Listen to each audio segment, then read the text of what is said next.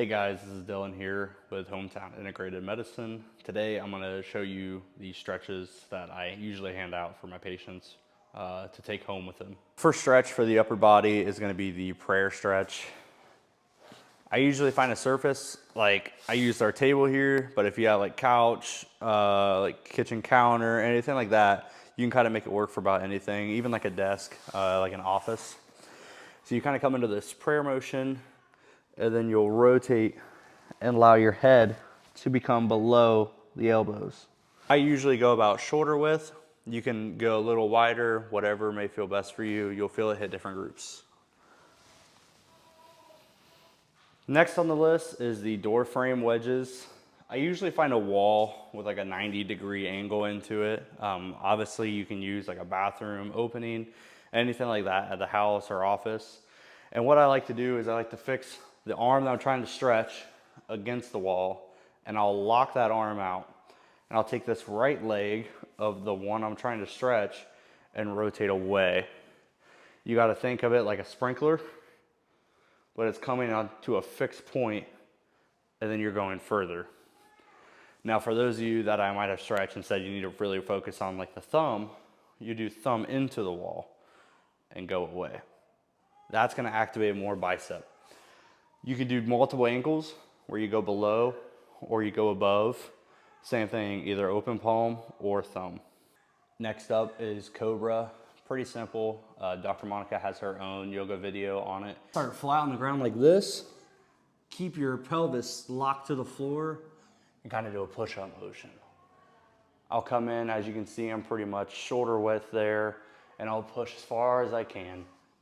I might reset, move my hands forwards or backwards, and come into it again. Next up, we have the face down delt roll. You'll make a big T, and then say I want to stretch my right side, I'll actually take this left hand and kind of push my body up, and you can see my left foot will come over as well. Now what this is gonna do is this is gonna pin this arm against the ground and allow you to stretch the front delt. Same thing with the frame. You can do your thumb down to isolate the bicep. You can also go up, and then you can go down. The back pat is pretty simple. I'll take this hand up behind my head like this, take my other hand, grab the elbow, and pull it towards my other shoulder. So you can see normally it goes here. As you engage your other hand, it goes a little further. Obviously, dead hangs, if you're gonna hang from a bar, it's simply just grabbing on and then letting your feet out, and your body will slowly decompress itself. Pretty self-explanatory. Chin tucks are another good one. It's just making a double chin. You're gonna push yourself as far back as you can, and then go as far forward.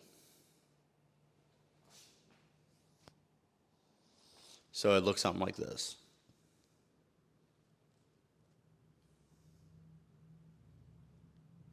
Next up, we have the 120-degree knee lunge. Looking here, you have a basic 90-degree. I like to go out just a little bit further to allow me to go into a deeper range. Your focus is to take your pelvis and thrust forward with it to really engage the psoas and the quad. So you're gonna thrust forward and then push yourself forward as you go into it. Now you notice how I'm kind of leaning back into it. That will help with the pelvis. The more you lean forward, the less activation you get over there. So you start here, thrust, and go forward. I choose to look at the ceiling to remind myself to lean backwards. You can obviously lean backwards way more. It's just whatever degree you can handle. Another good tip is to have a chair or something beside you to steady you in case you get off balance. I use one of these pads for my knees. Next up, we have the sartorius stretch. I tend to start kind of just sitting here with my legs out. Say I want to stretch my right leg, I'll throw that dude back here, and there's different ways you can get into it, so just let me know and we can adapt with it. And I will typically slowly work my way back. And I kind of tend to lean to the left a little bit to get into it. But once everything's all said and done, you should be flat on your back like this, working on getting that knee to touch the ground, which you can see it is. To get out of it, you simply roll and it'll kind of spring you out of that spot for you to get back up. Easily one of my favorite stretches. I tend to take a roller. You can use a towel, a dumbbell, anything you have that kind of has this round motion that'll allow you to sit something on it without it hurting. It would probably have to be a thinner diameter, you know, even like a bottle or something like that. And I do it to elevate this foot. I'll basically put it under my heel, right before my ankle, to elevate the foot. That'll allow me to stretch it deeper. For some of you with really tight hamstrings or calves, this alone will burn, but you want to make sure the knee is locked out. Any bending will not stretch as deep. To initiate the stretch, you will lean over towards that foot.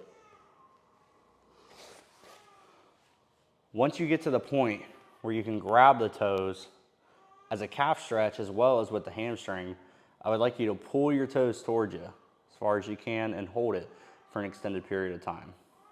Once you get comfortable pulling the toes, I would like you to go right and left as far as you can go.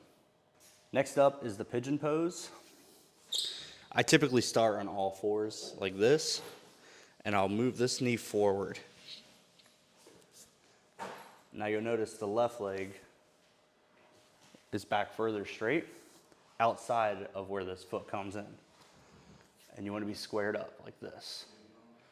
And then you'll lean forward into it, really focus on stretching the glute. To kind of add to the pigeon pose, you can also do it elevated. Obviously this table makes it really easy. If you happen to have like a counter or something that low, or another great recommendation is a bed, that's something that will give and allow you to get out of the stretch. I typically will throw my leg up, sweep it into where I want it, and then I'll slowly get into it. Once you're into it, you can use that leg that's supporting you and lower it as you're leaning over to get even deeper. This is one of my favorite ones to do while you're still in bed.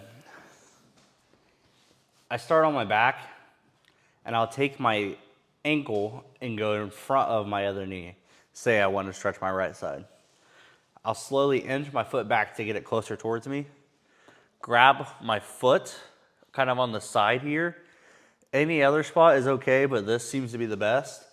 And then taking my right leg and grabbing just below my knee here. And I'll take my left knee and kind of push my ankle further. I'm trying to get this to swing like this. Get my knee pretty much in line with my foot. And as I do that, I will pull my knee and ankle both towards me like this. My next stretch is also good to do while you're in bed. You simply lean to the side and you're gonna grab your foot from behind. Now there's a few ways you can adapt to this. Some people use a strap of some kind, a tough band, and they wrap it around for them to grab it. But I can grab to the toes, and you want to bring the heel to the butt to start. That's step one. Step two, you're going to focus on taking that knee and swinging it behind the pelvis.